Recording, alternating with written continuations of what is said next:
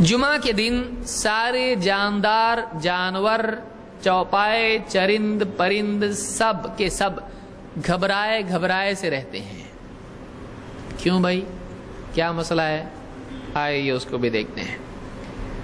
अल्लाह के रसूल सल्लल्लाहु अलैहि वसल्लम फरमाते हैं, वमा मिन दाब्बतिन इल्ला वहिय तफ़ज़अु यौमल जुमा।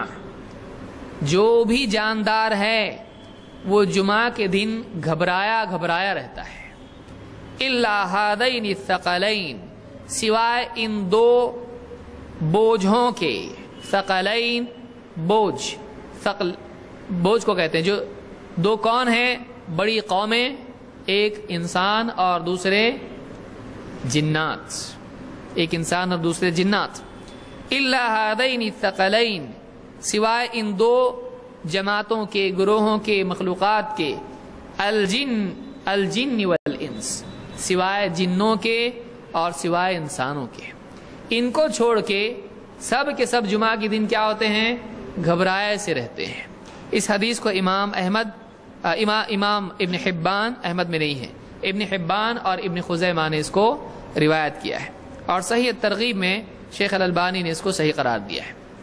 तो इससे मालूम होता है कि जुमा का दिन जब भी आता है सारे जानदार सिवाय इंसान और जिन्नात के घबराए से, सहमे सहमे से रहते हैं। क्यों ऐसा? क्या वजह उसकी है? इसकी वजह हम देखते हैं। मुस्लिम की रिवायत में अल्लाह के रसूल सल्लल्लाहु अलैहि वसल्लम फरमाते हैं, वला तक़ूमुस्साअतु इल्ला फी यौमिल जुमा। वला तक़ूमुस्साअतु इल्ला फी यौमिल जुमा।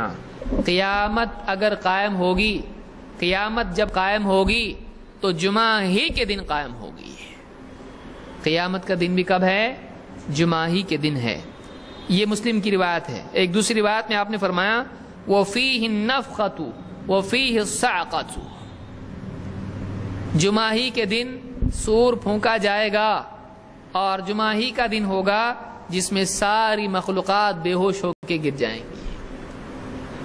इसी दिन सब बेहोश हो जाएंगे।